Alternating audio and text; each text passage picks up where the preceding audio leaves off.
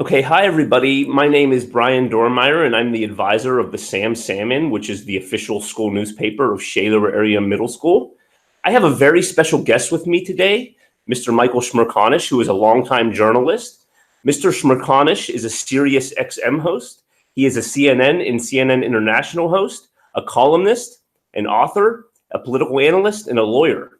And he's agreed to answer some questions today from three of our staff members. Emma, Rebecca, and Christian.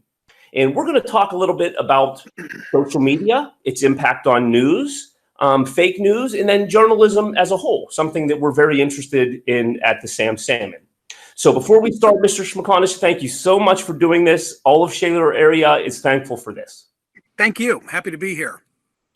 Christian, do you want to start us off there, buddy? Yeah.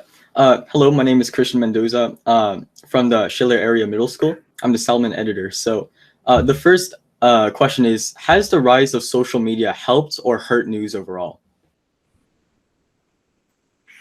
Do I have to pick one or the other, Christian? You could do both. Well, it's a close call because on one hand, it's a wonderful interactive means of communicating with people. For example, I just got off radio literally within the last 5 minutes, and 15 hours a week, I host a radio program on Sirius XM. During the course of today's program, I'm just trying to do a rough calculus. In the span of 3 hours, I have 12 telephone lines, and every one of them was lit for all 3 hours of the program. And as I would take a call from, Emma outside of Pittsburgh, and then I'd finish my call, and all of a sudden Rebecca would take her place. There's a constant turnover, but still, I probably am only handling 10 calls per hour, 30 calls per show. But via social media, I have the ability quickly to interact with a lot more people than could possibly reach me and have that personal interaction on my program. That's a good thing. The downside is the anonymity of so much social media and the bad behavior that springs from anonymity. Let me explain it to you this way. The television work that I do has elevated my profile in a way that when I travel, pre-COVID, not of course now, but when I travel, people will single me out and want to comment on having seen me on television and engage me in a political conversation. Never have any of those interactions taken a nasty turn. Even people who disagree with me have always been pleasant, have been direct, have been courteous. But you should compare that to the things that are said about me on Twitter or Facebook or some other social media means of communication. So that's why I'm a bit torn, but the negativity of it, I fear, has escalated the partisan divide in our country, and that's not a good thing. Thank you. Emma has a question for you as well about social media. Hi, my name is Emma Cochran. I'm a 7th grader at Shaler Area Middle School. And do you think that social media's companies such as Twitter and Facebook, do you think that they should have to fact check the information that people post to their platforms? So Emma, first of all, I'm liking your background. Like, what's going on there? It looks to me like you're somehow able to keep yourself in focus, but distort what's going on behind you and bring out these very vibrant colors. And I like that. I'm going to be on CNN at 2:00 this afternoon and then again tonight. And you can see the backdrop that I use from my home. But I'm wondering how I can mimic your style, because that's very cool. If it's deliberate, by the way, maybe it's just through some technology fail and yet it looks good. Here's the answer to your question. It's got to be one or the other. Like, either they are editors or they are not editors. I'll bet you've heard the president. I can tell already that you're engaged, the three of you, and knowledgeable. So you probably know about Section 230. Section 230 at the advent of the internet is what provided the platforms with a shield against liability.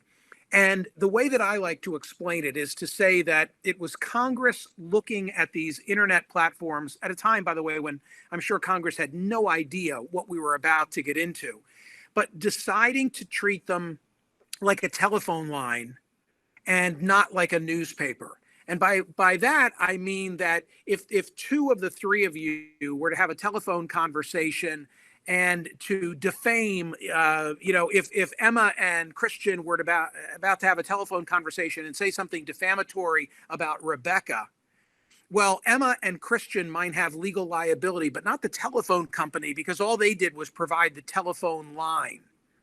And Congress decided that we were going to provide these internet platforms with that type of protection. Hey, we're not going to hold you accountable. All you're doing is providing a platform. But in the waning days of the presidential campaign, when Twitter and Facebook started to really police the political speech on their platform, in particular that of the president, I thought they started acting more like a newspaper than a telephone line.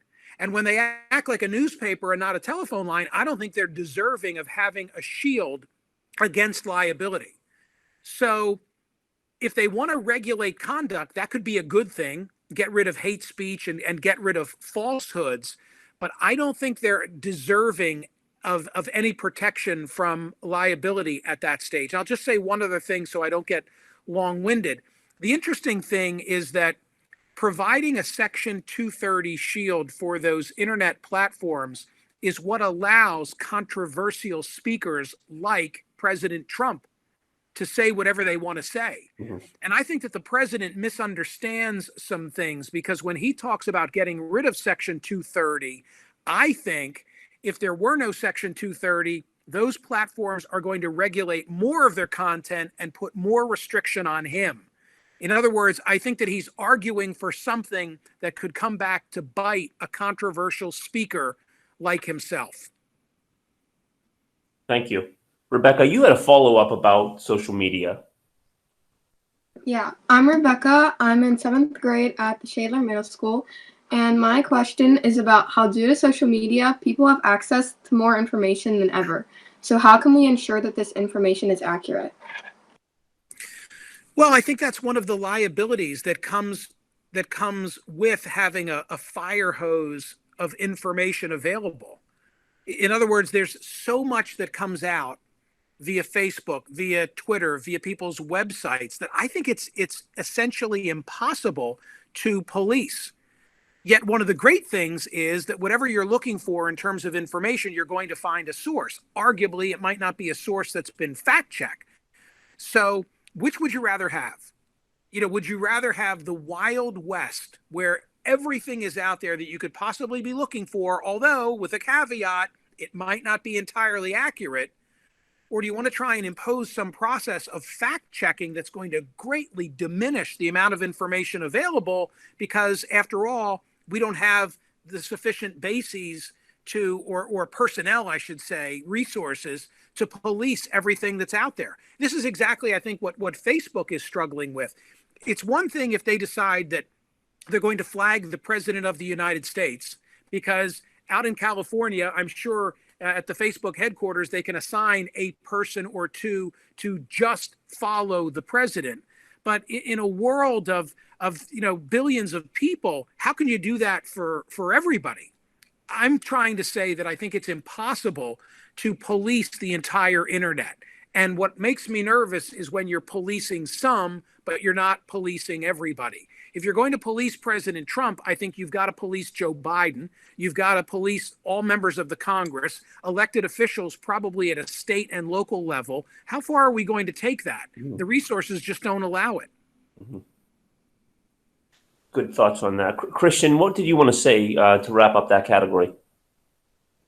So many celebrities use social media to promote their causes and beliefs. Should we care what celebrities think about current events? Well, I don't know that that's limited to just social media, right? I mean, even without social media, before the age of social media, celebrity involvement in political causes was always something that garnered attention. This will sound strange maybe coming from someone, namely me, with a small modicum of celebrity. But I think we provide much too much value and importance on the perspective of so-called celebrities. I marvel at going to an event where maybe it's a high school or college reunion. I had the college reunion experience not long ago, where I went back to my own college reunion, and there were individuals in my class and in other classes, because we were all sort of gathered together, who seemed genuinely excited to say hello to me, as opposed to my roommate who had served in the 82nd Airborne. And I thought to myself as I drove home, it was nice to receive the attention, but what do I do? I speak behind a microphone like this. I speak in front of a telephone camera on a weekly basis on CNN, and I offer opinions, and I happen to have platforms to share them. Look at this guy that I lived with for 3 years as my roommate, who jumped out of helicopters and was providing national security for the United States. Nobody seemed like they were clamoring to meet him. We have much too much an inflated view of celebrity, I think. I agree, and I talked about that with my kids all the time, Mr. Smerconish. I have to quickly pause this because it says that the internet is slowing down. We have your answer. I'm going to pause this and then restart, okay? And okay. We do not have to start all the way over. You've done a great job so far. Let me do a quick stop of the recording. Okay, welcome back. In part two of this interview, the kids have some questions for Mr. Smerconish about news and journalism. And Emma, you have the first question. Can you ask your question, please? So, do you think that news organizations do enough to separate actual, fact news stories from opinion segments? Wow, what a great question. No is my answer. I think that those lines are blurred, that they need to be much more stringently drawn. And I think that the trend toward blending together news and opinion, editorial comment and straight news reporting, and sort of twinning them and treating them as one, has had a negative influence on the political discourse in the country.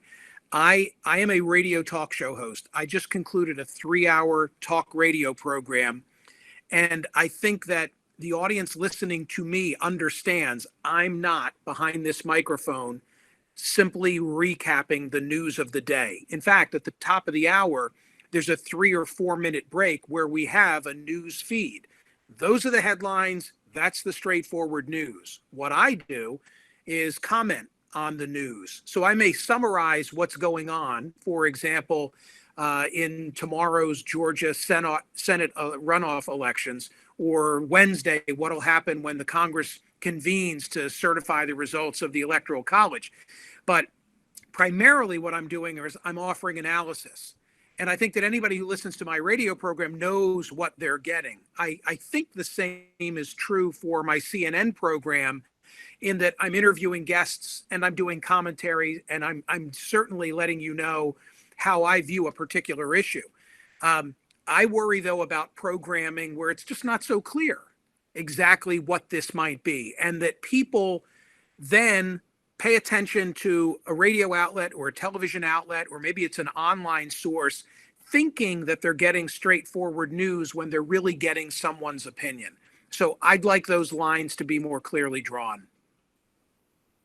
Thank you. The next question on this topic, news and journalism, was from Rebecca. My question is, do you think that it's possible to be an unbiased journalist? Do I think it's possible to be an unbiased journalist? I think we all have biases. I couldn't say that I don't have an opinion or I don't have bias. The question is whether it's possible to present a story or a news event without allowing your personal views, your philosophical or ideological views to bleed into the way in which you present it. And I think that's entirely possible. I think it's entirely possible to be afforded a platform such as I have and to stay straight on the known facts of a particular case without tipping your hand as to how you may see the more controversial aspects of a story. Yes. Thank you. Yeah, I think it's something we grapple with as young writers when we write our stories. We've been in some trouble before as a result of taking too much of a slant on something, and that's something I think every journalist needs to aspire to do. Christian, what did you want to ask about news and journalism? Yeah, should journalists publish stories using anonymous sources? Depends if those anonymous sources are buttoned up. I think in some circumstances, relying on anonymous sources is appropriate and warranted, but it becomes the journalist's responsibility to make sure that the anonymous source is not a one-off, that there are other people who will confirm and corroborate what that anonymous source has said. And I also think that anonymous sourcing is appropriate in some circumstances and not others. In other words, I think that there has to be a public service served, a public purpose, I should say, that is served by relying on anonymous sources. For me, an anonymous source is something that could be relied upon with corroboration when you've got a story of national significance dealing with national security, the President of the United States, the kind of story that inherently you can't get people to go online and to discuss because of a fear of retribution. So I'm okay with it in certain circumstances, and so long as that practice is not abused. Thank you. We had one more question from this category, and I believe it was Emma's. So, fake news has influenced the way many view politics in the pandemic. Who should we trust when it comes to this type of news? Well, I'm not for over-reliance on any news source. I mean, my philosophy is that people are best served when they have a mixed diet of news sources, when they change the channel and mix it up. Perfectly fine to go online and rely on sources from the left, so long as you're also reading sources from the right, and vice versa. To go into the cable realm and to make sure that, sure, you're watching Rachel Maddow do her nightly commentary at 9 p.m., but that you're also paying attention to what Chris Cuomo may have to say, as well as Sean Hannity. My fear is that too many among us are hunkered down in these silos that are all conservative or all liberal or progressive, and that the two are never meeting. And I think that does the country a disservice. And I think that people don't realize that in the same way the lines are kind of drawn in the cable world and in the print world, that it happens via Facebook news feeds as well. So that if you show an appetite for a particular type of story via your Facebook news feed, you're going to get more of those same stories, in the same way that if you're looking to buy a pair of pants or a backpack, all of a sudden online, the algorithms trigger retailers to know that you're in the hunt for those products, and now you get fed a lot of those opportunities. It's the same with news. So you got to mix it up. I would say that the development of the internet and the opportunity for news sources has never provided us with greater choices than we have today. But I'm worried that so few of us are exercising that choice, and instead are just reliant on ideological voices that reinforce the beliefs they already have. Thank you. It's not every day that we get to talk to such a seasoned and successful journalist, and the kids had some questions about your career, and we really do appreciate this. Rebecca, do you want to ask your question to Mr. Smerconish about his career? Yeah, my question is about, before you became a journalist, you ran for public office. What prompted you to become a journalist rather than run again? So, first of all, when I was where you are, you're in middle school. So when I was not far from where you are, when I was in high school, I was the editor of my school newspaper, the Chatterbucks. I went to Central Bucks West. We called it the Chatterbucks. So I've always I've always had the interest in writing and in journalism. The way I got to where I am today is that I had unique political experiences at an early age. By the time that I was in college, I was very politically active in my home community, which was not too far from where I went as an undergraduate. I went to Lehigh University. And it was the political involvement that caused me to be requested for interviews and comments by local news sources because I was a young person involved in campaigns. And it led to some invitations to be a talk radio guest and then a television guest. And I was pursuing my education as both a journalist and eventually as a lawyer, but on the side was having these wonderful political experiences. And the two of them sort of complemented one another. I practiced law for a period of 10 years while on the side I was a talk radio host. And in the back of my mind was always the idea that if the opportunity presented itself for me to reverse my careers and be a talk radio host who happened to be a lawyer instead of a lawyer who on the side was a talk radio host, that I would pursue that opportunity. And when the chance came, I did. But the short answer is I got involved in politics at a young age, and politics led me to media exposure that caused me to decide I'd like to be involved in the media as a vocation, not an avocation.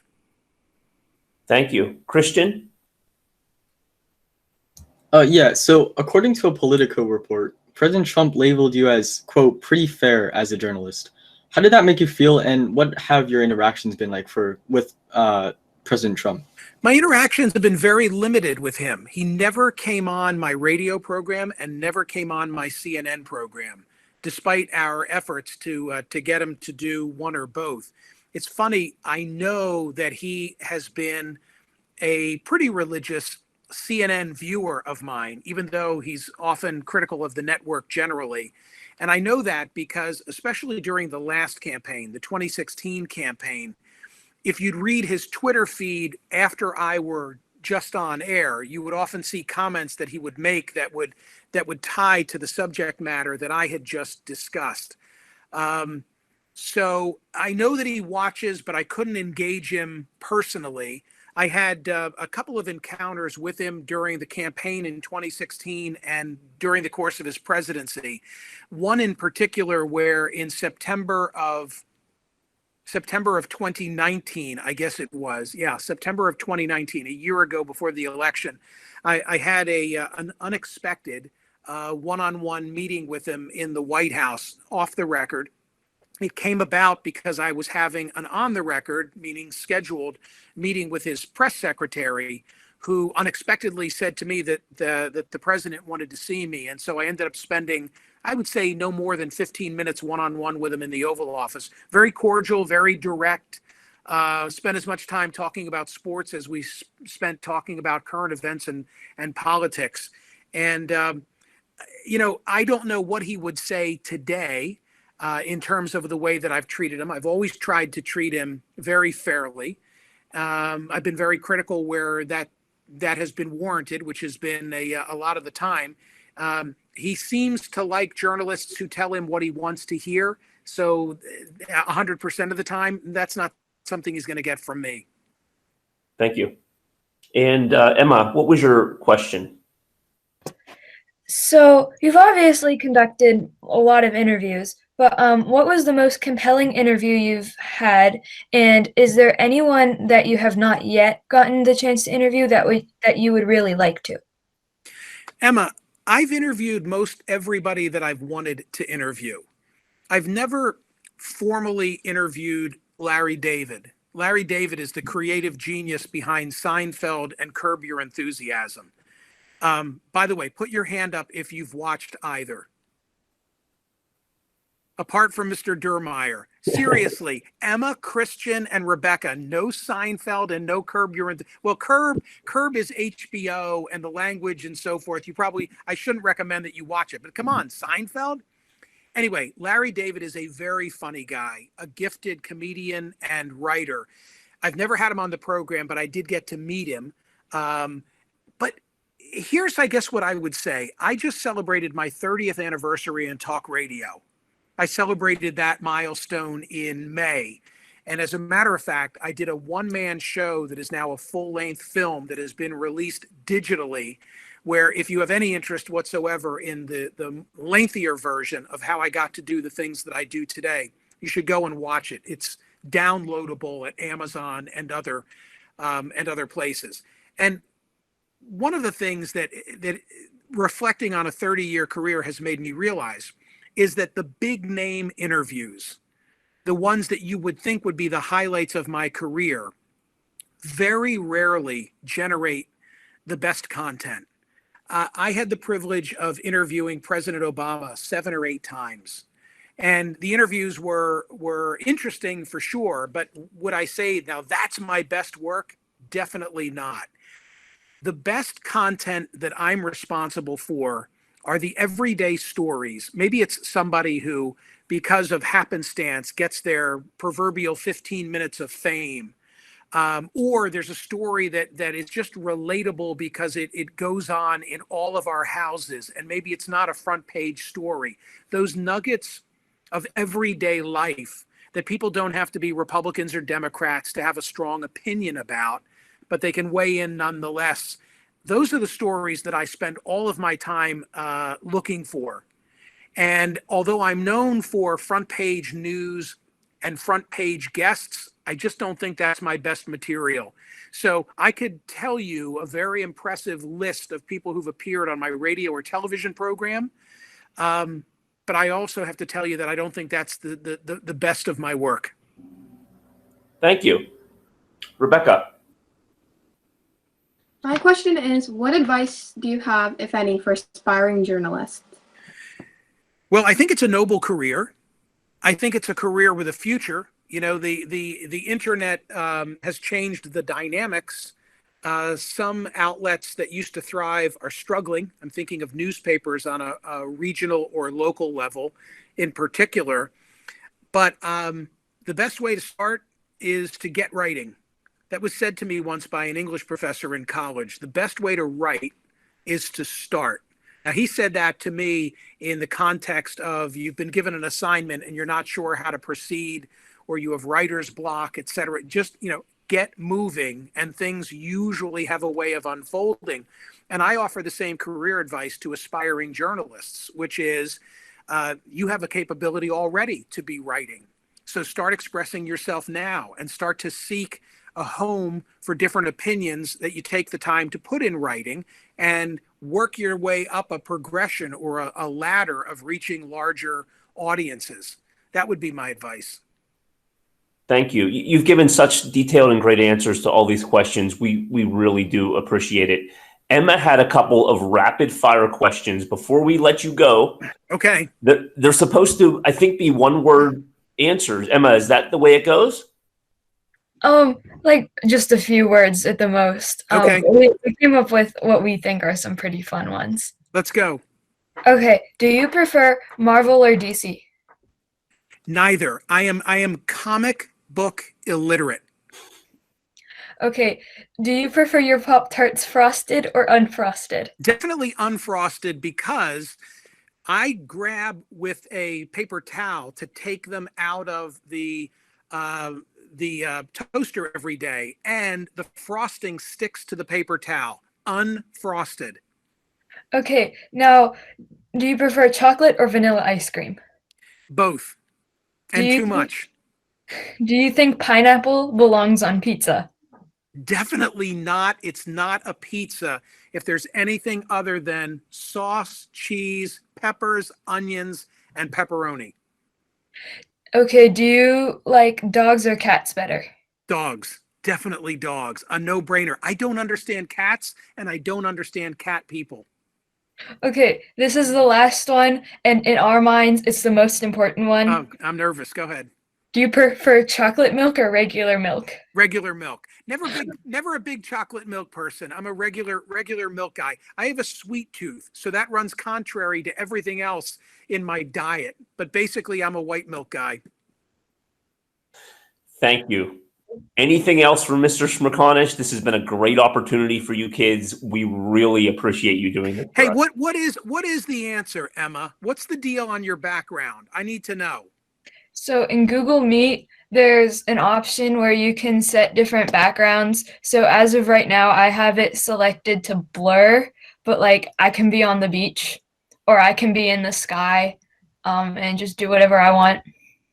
I like the blur. I haven't seen that function. I'm going to have to mimic that. I really like it, but you got to have the right colors behind you to pull that off. That's what I think. Hey, good luck to all three of you. Mr. Dermeyer, thank you. I hope you got out of it what you were looking for. Absolutely. Christian, Emma, Rebecca, good luck. Wish you good things, okay? Thank you very much. The Steelers are playing the Browns, right? They are. They are, yeah. I don't want to bum you out, but go Browns. I mean, come on. They've been waiting a long time. Yes, they have. Thank you very much. See you guys. Have a good day. Bye-bye. Bye.